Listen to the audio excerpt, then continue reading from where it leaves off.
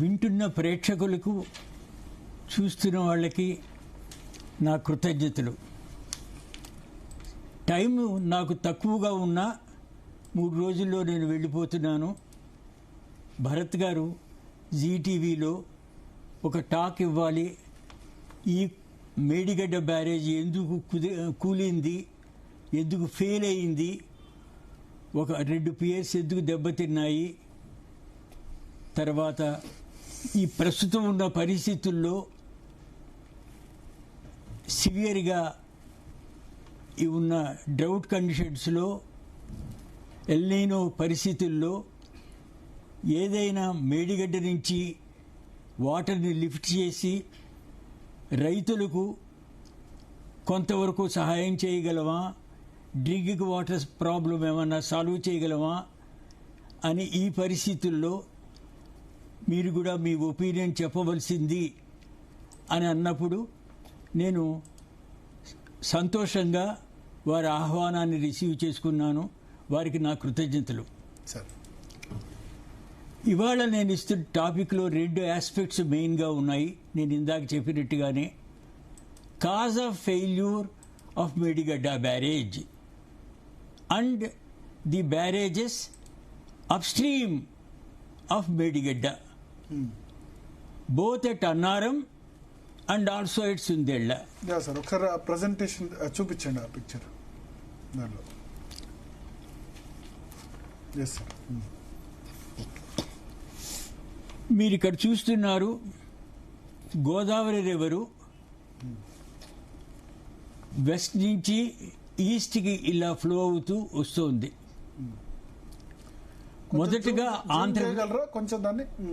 మొదటగా తెలంగాణలోకి ఎంటర్ అవ్వగానే కనపడుతున్న పెద్ద ప్రాజెక్టు శ్రీరామ్ సాగర్ ప్రాజెక్టు.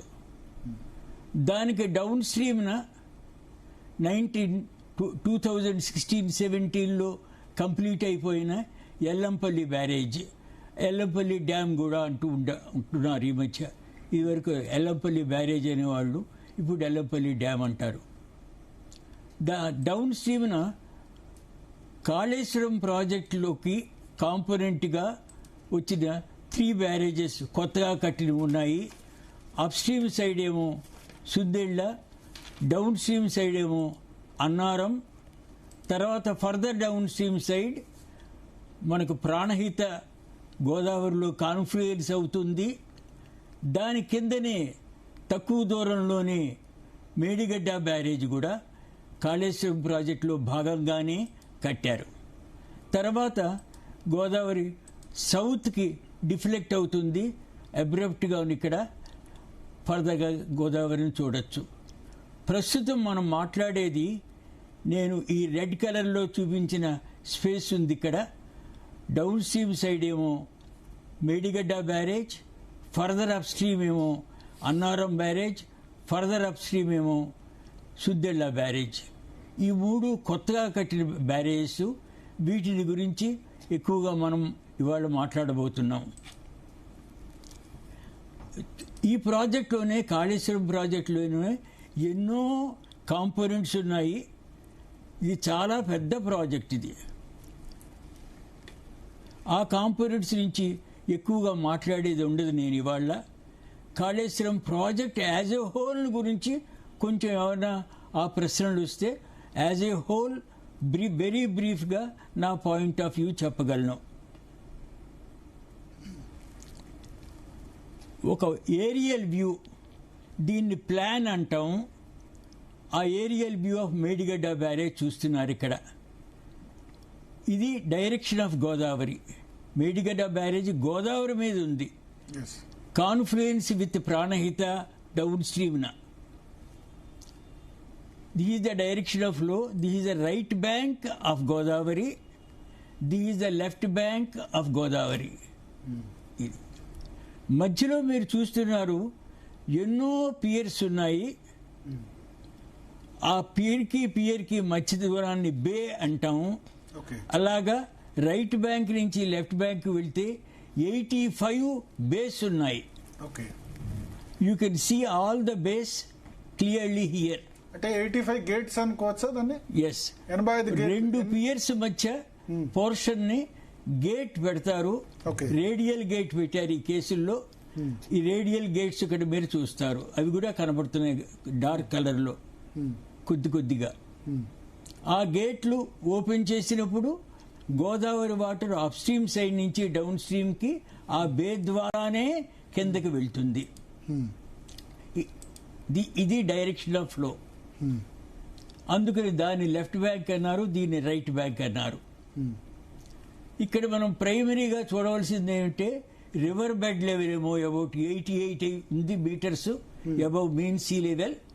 ప్రతిసారి నేను మీన్ సీ లెవెల్ అనను. మీన్ సీ లెవెల్ అంటే సముద్ర మట్టానికి ఎంత ఎత్తులో ఉంది, ఎంత ఎత్తులో ఆ ప్లేస్ ఎంత ఎత్తులో ఉందన్నదాన్ని మీన్ సీ లెవెల్ అంటారు. అంతే. సముద్ర above mean sea level, above mean sea level సముద్ర మట్టానికి ఎంత ఎత్తులో ఉంది. అది ఫర్ ఎగ్జాంపుల్ హైదరాబాద్ ఇప్పుడు 500 అడుగుల ఎత్తులో ఉంటుంది కదా. 500 నో, హైదరాబాద్ యావరేజ్ ఏమో అబౌట్ 450 to 500 మీటర్స్.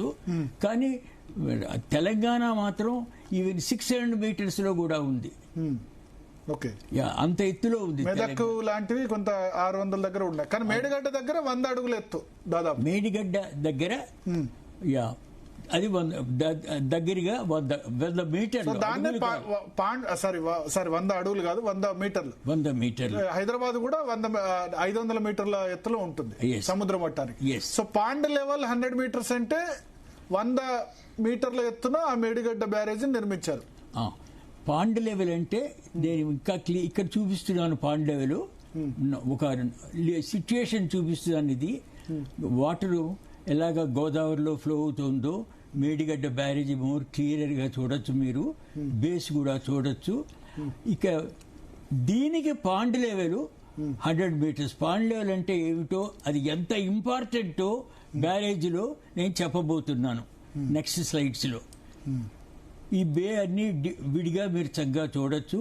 ఆ పియరు డౌన్ స్ట్రీమ్ సైడ్ ఏమో ఎత్తు తగ్గించడానికని అక్కర్లేదు కాబట్టి అంత ఎత్తు అలా తగ్గించుకుంటూ స్ట్రక్చర్ యొక్క వెయిట్ తగ్గుతుంది, లోడ్ తగ్గుతుంది బ్యారేజ్ మీద. తర్వాత కాస్ట్ కూడా బాగా రెడ్యూస్ అవుతుంది. ఇది లాంగిట్యూడల్ సెక్షన్. ఇప్పుడు మీరు చూస్తున్నది అంతాను లాంగిట్యూడల్ సెక్షన్ ఎలాంగ్ గోదావరి.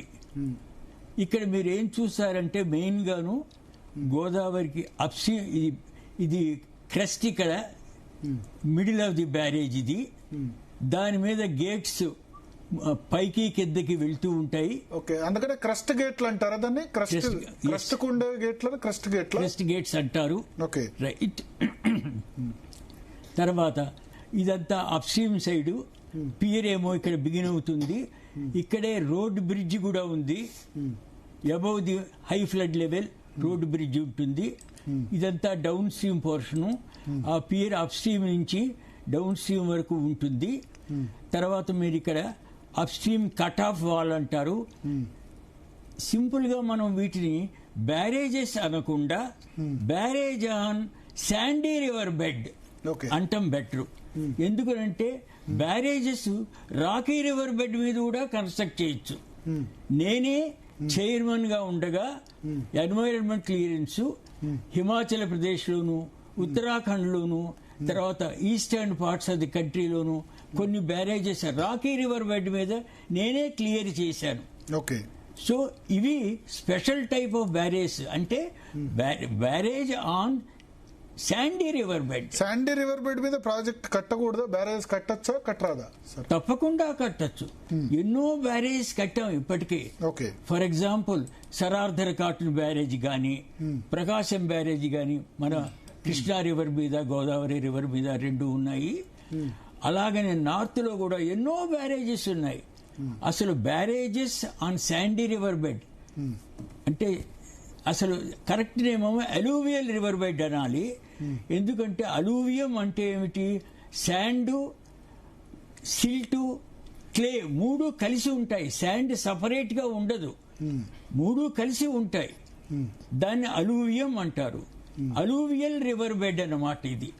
కానీ బాగా తెలియటానికి వీలుగా శాండీ రివర్ బెడ్ అన్నాను. శాండ్ కాంపోనెంట్ కొంచెం ఎక్కువ ఉండొచ్చు ఒక చోట, క్లే కాంపోనెంట్ ఇంకో చోట ఎక్కువగా ఉండొచ్చు.